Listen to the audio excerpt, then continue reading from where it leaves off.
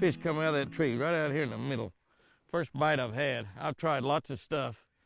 Water temperature was 49 degrees, and it's raised up to, well, now I'm back out where it's 49 again. Up there when it's protected, I was in. It's a nice fish. You know, Jimmy, what do you do, Jimmy, when you don't? That's more a nice fish. That's a big fish. What do you do, Jimmy, when you can't catch them? I throw the crankbait out there. I'm gonna try a jerkbait here after a bit. I throw the crankbait. And I throw a umbrella rig around. I never got a bite. I've been fishing for 3 or 4 hours, hadn't had a bite. Look at that. That's a big 5-pound fish. Man, that's a beauty. That is a beauty. And so what did I do? What do you do, Jimmy? You tie a Jimmy Houston Legend spinnerbait on with round blades. But I'm out here in deep water. I'm 28 feet of water. I had the bait about 3 or 4 foot down, just kind of slow rolling it through the tops of those trees. And that fish jumped up there and grabbed it. That's the first bite I've had. I fished a long time. I was going to come out here and maybe kind of fish in this middle with an umbrella rig or I've been looking for fish on my scope. I hadn't been seeing anything but trees. Another one. Got that bait down a little deeper there. Boy, they're nice fish. I promise you. One thing about fishing early in the year when it's cold like this, you can catch some nice fish when the water's cold. We got a pretty nice day out here. It's in the 40s. Get up in the 60s. Oh, man. Way to break a rod, Jimmy. Oh, you there, caught that one outside the mouth. Look at that, caught him outside the mouth. Almost got him in the eye, but not quite. Ooh, that's a nice one too. That's a gorgeous fish right there. Whoa, Jimmy, have you figured out something? First cast on that jig. First throw. Picked me up a Lucky Strike jig, threw it out there in this deep water. Caught a big one. I mean, it's a big one. He's not. Heck yeah. Might not be as big as that spinnerbait fish. Pretty close. Pretty close to big as that spinnerbait fish. Look at that guy. Black and purple. Black and purple Lucky Strike jig. Boy, I'm telling you. Caught 2 on that spinnerbait. Coming out of the trees. That's the first pitch on that jig. I'm just trying a lot of different baits. That's what you got to do when the water's cold like this. You just don't know what they're going to bite.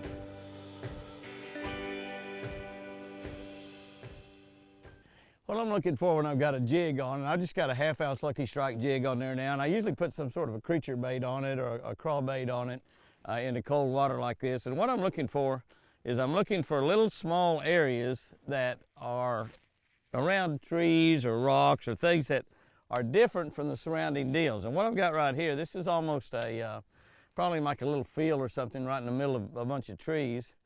And I'm just gonna fish the edges of that. I'm gonna go down through the edges and I'm gonna keep my eyes on my locators and try to find a little point or some grass. I might see something out there in my Panoptic out in front of the boat to throw at.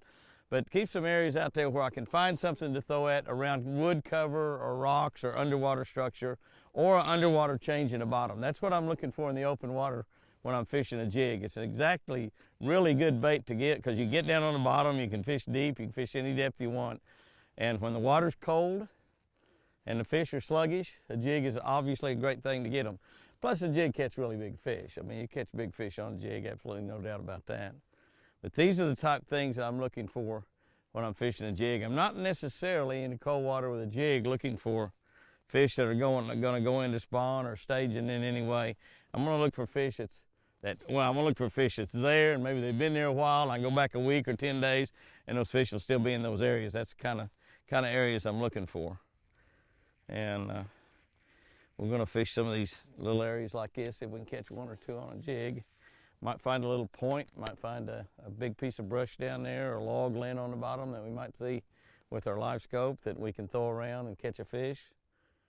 I might be able to just catch them on the edges. If you'll notice that most of the time when I'm looking for fish, I'm looking around the edges of something, the edges of grass, the edges of trees, the edges of points. He's hung up. He's still on. He's still on there. I got him. This was right on the edge. That fish is right on the edge. Looks like a big fish. He is a big fish. I don't know how damaged my line is. Oh, a good fish. That's the kind of fish you expect to catch right there on a jig. I better get him. My line got hung up down there, so it's kind of damaged a little bit of late. Oh, that is it right there. That is it. Half ounce. Lucky strike jig. Looky there. That fish is over 5 pounds, well over 5 pounds. Kind of fish you catch this time of the year, cold, open water. He was around that tree on the inside edge of this field.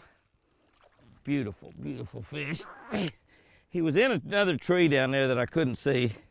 I could see some extra stuff there on my live scope, but he was in a tree. So when I set the hook, oh my goodness, that line is terrible. I'm gonna have to retie.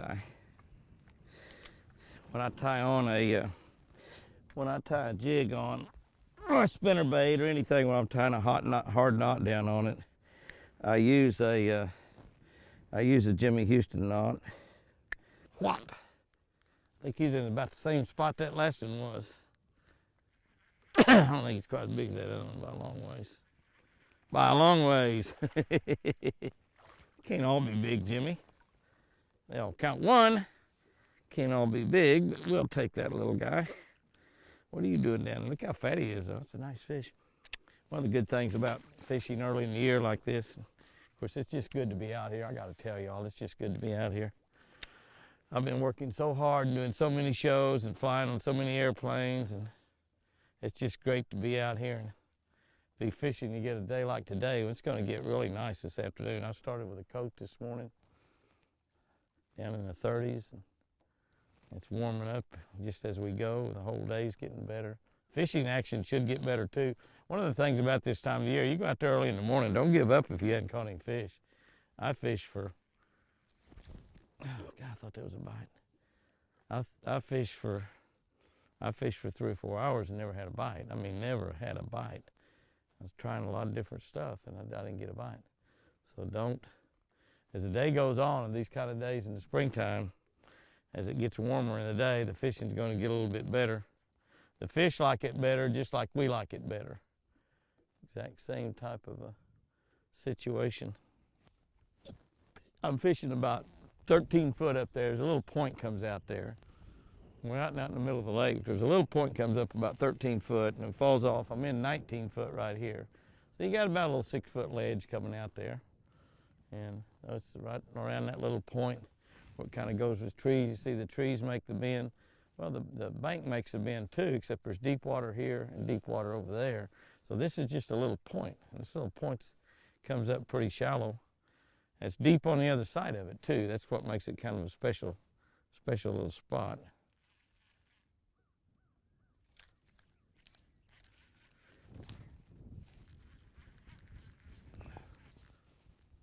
Jerk when they get on it, Jimmy.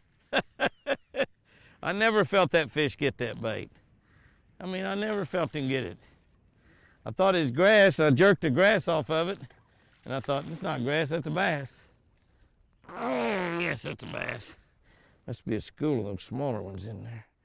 The first one I caught was like much larger than that. That's a nice fish, though.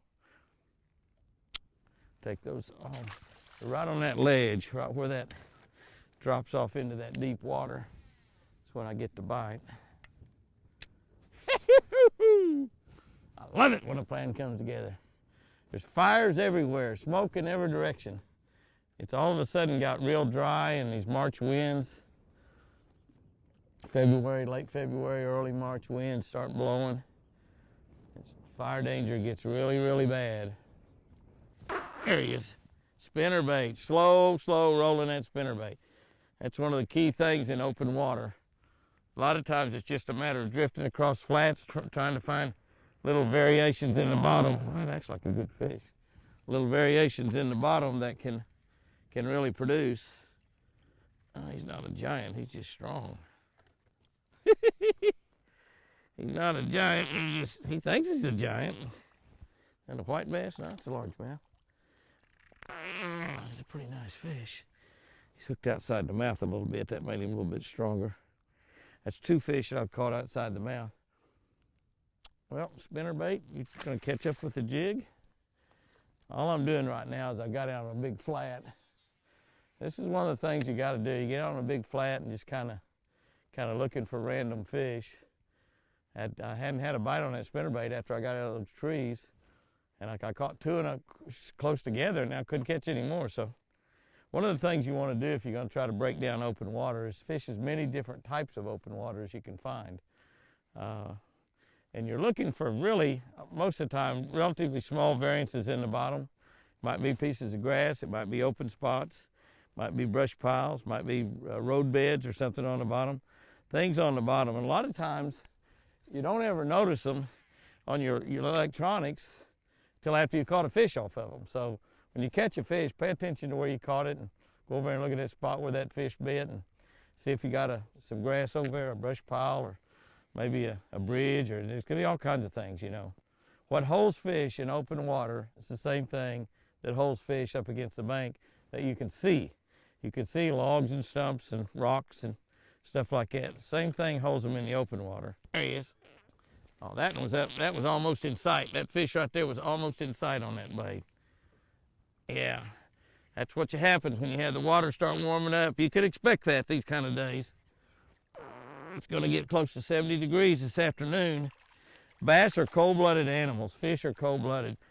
Oh, I'm going to break a rod before the day's over. I have plenty. White spinnerbait, solid white spinnerbait. That's a male right there. You see how skinny he is? That's me I'm talking about. That's a male right there. You see how skinny he is? Right, Jimmy? Hey, before the day's over, we'll all be able to go down the bank with that spinnerbait. We'll all be able to go down the bank with that spinnerbait and catch a few big ones. That fish was up there relatively shallow. I like that a lot. I only had it about 2 foot deep. You just barely see my blade. That's a good depth to run it anyway. That's a good rule of thumb. Just run a spinnerbait where you can either just barely see the blade or the blade barely goes out of sight. That's a good rule of thumb you can use to start out almost any time you're going to throw a spinnerbait. You can just barely see the blade or the blade just barely goes out of sight. That's kind of a good depth. And that bait right there, I could just barely see the blade. I didn't actually see the fish get it, but because it just was right on the cups of it. Slowed that bait down a little bit. He was a pretty good fish. I thought he was a lot smaller than that. Pretty nice fish. Oh, yeah. Let's see if that baby comes unbuttoned or come in. That's a pretty nice fish right there. He's a lot bigger than I thought he was. He didn't know he was caught there for a while, I think. I don't think he knew he was caught.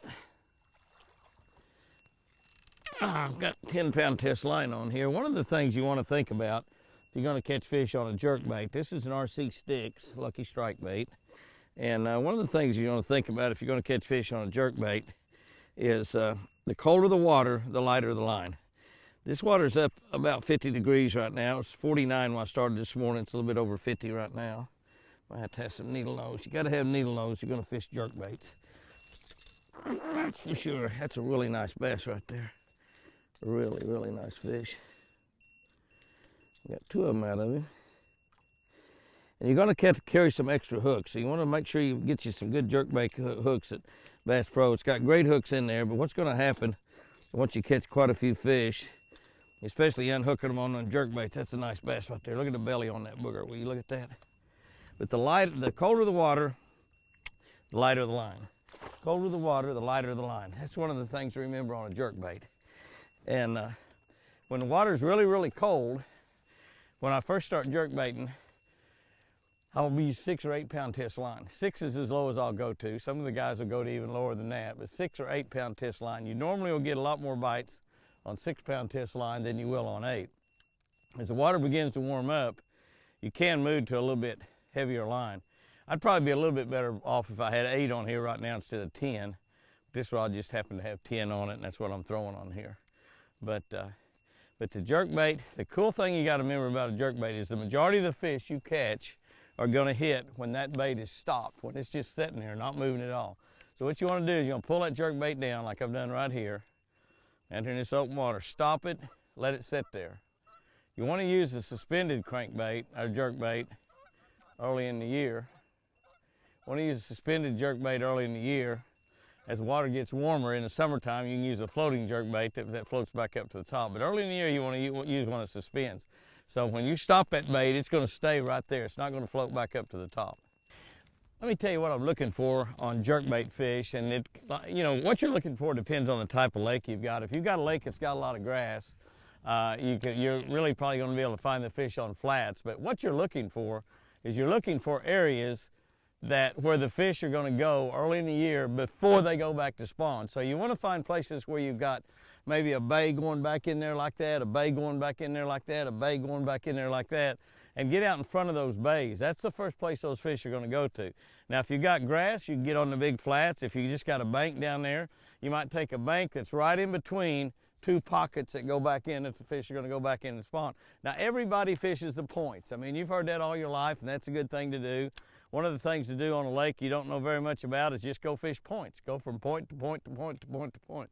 But the problem is everybody fishes the points. So fish some of the banks between the points. So you got a good bay going in, a good bay going in, fish the bank in between those two bays.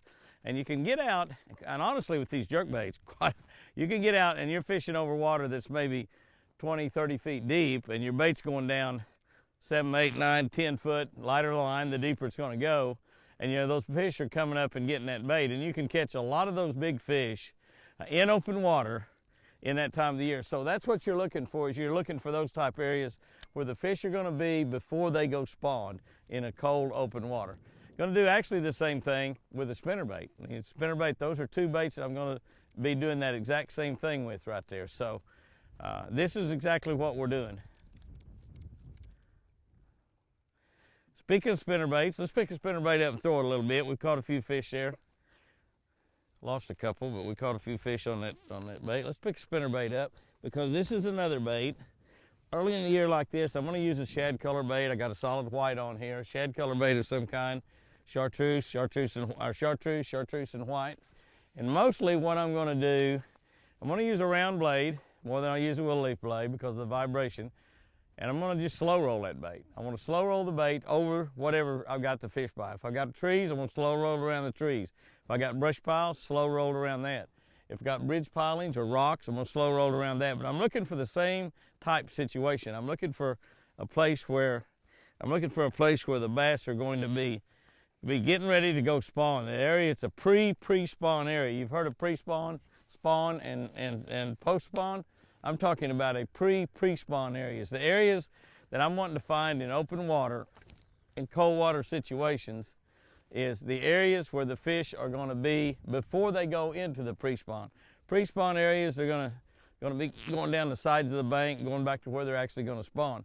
But the pre-spawn, out on the points, out in the areas in between the points, out in the flats, the areas that they hold up before they go spawn. Now they'll bite in those times. They'll bite when the water's cold.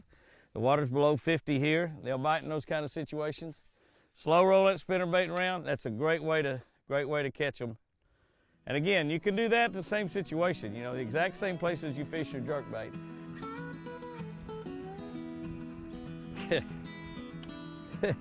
Throw it out there, pick your backlash out, set the hook. That's the name of the game, isn't it? Throw it out there, pick your backlash out, set the hook. Oh my goodness. It's a nice one too. Dang right, he's a nice one. Dang right, he's a nice one. Look at that booger bear, will you? Golly. Oh, Jimmy. Oh my goodness. Oh my goodness. Look at that fish. Oh my goodness. What I'm looking for with a jig, obviously, is brush on the bottom and differences in the bottom contour in open water. That is a giant fish right there. Look at that fish. That's a giant. That's a 6 or 7 pound bass right there. That is a beauty. You talk about a healthy wintertime bass. That's a healthy wintertime bass right there. Now that fish was out on a point around some brush. And I threw out there and got a backlash. Whoop, I lost my little creature bait off there.